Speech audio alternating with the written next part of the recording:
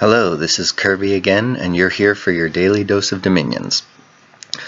One thing I've neglected to mention in the past couple of videos is that this game that I'm showing you here is actually an ongoing game.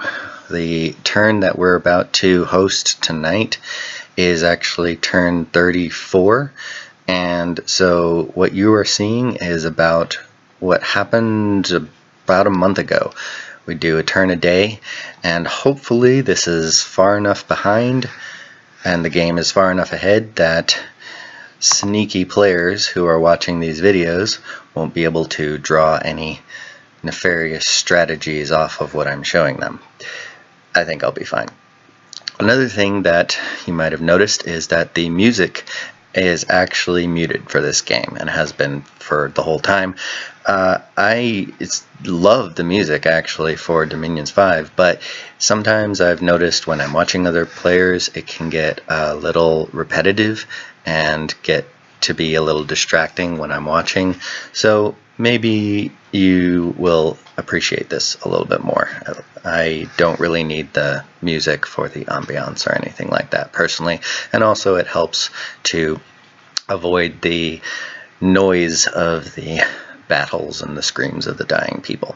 Alright, the first expansion battle is the only thing that happens this turn. This is a basic rundown of what happens. I'm trying to kill off my monkeys and lose none of my important Yavanas and Guyakas. Guyakas are a little squishier than the Yavanas, and I think the one or two that I recruit actually die pretty soon, or at least get afflictions. So let's watch and see if my placement worked out well. I'm just going to speed this up a little bit, shoot their arrows. Okay, they hit that group, and these two make it to the back lines. So as you can see, I'll let it go for a couple. Okay, so when you see here, the Yavanas actually regenerate 3 hit points a turn. So that's because they have 10% regeneration but 23 hit points. So that's actually pretty great, because pairing that with Fortitude, you get your typical arrow from a bow, does 9 damage, and half of that is pretty close to what these guys will be regenerating a turn. You see they took 4 points of damage, 2 points of damage. So this guy is going to go pretty much just unhurt for the majority of the battle. And that's why I took this strategy. The monkeys do okay, I guess. I'm getting words of stone, smiting people. And yeah, they clean up. Okay, so that's that. Now, another thing I've neglected to mention is eagle-eyed players might have noticed that you can tell when a throne is a level 1 throne, a level 2 throne, or a level 3 throne. Level 3 thrones are usually have pretender chassis sitting on top of them in the background. And level 1 thrones are just large groups of indies basically on top of a throne. This is probably a level 2 throne. In fact, it actually is a level 2 throne, and all of the thrones are level 2 thrones. That was something that the host of the game decided upon. I thought it would be cool, make it a little bit more challenging. We're going to have 18 points to ascend, and these are all the thrones in the game. You guys can go find out what they do on the Dom Inspector or whatnot. But yeah, that's what we're going to be contending over. Level 2 thrones all around. Fun thing about this one that I actually learned over the course of this game is that this sorceress right here, Satina, is actually scripted to start with an unforgeable item, which is a robe that acts as a ring of sorcery, basically boosting all magic paths in sorcery. And since it's unforgeable, the only way to get it is to have this sorceress spawn in a throne, kill her, and get the item from her, which is pretty rare.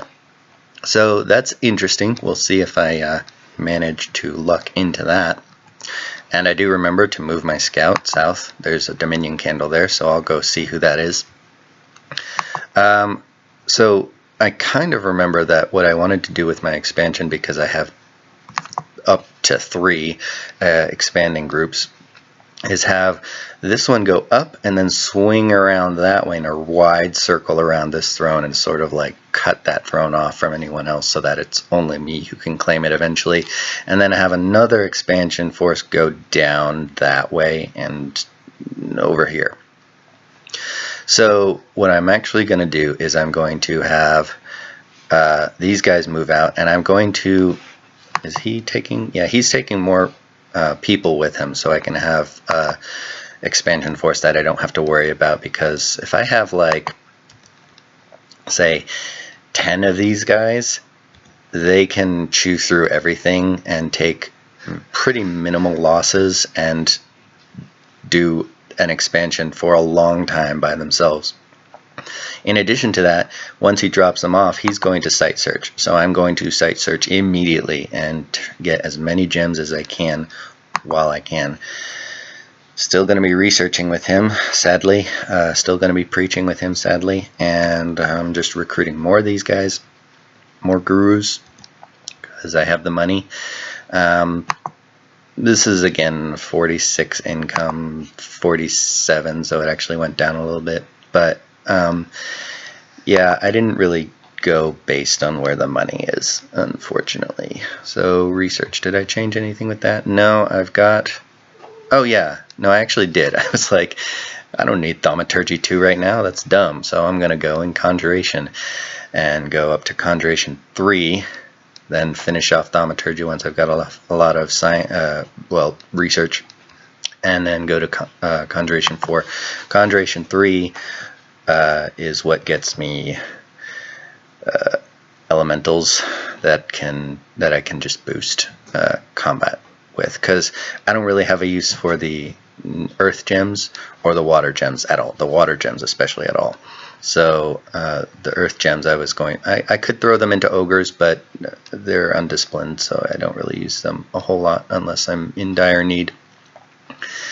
The nature gems are what's going to definitely be used for summonings, as well as the astral pearls for all of my national summons. Mercenaries, just the usual, the mighty Marcatas, don't need more of those. And that's all. So yeah, see you guys tomorrow night.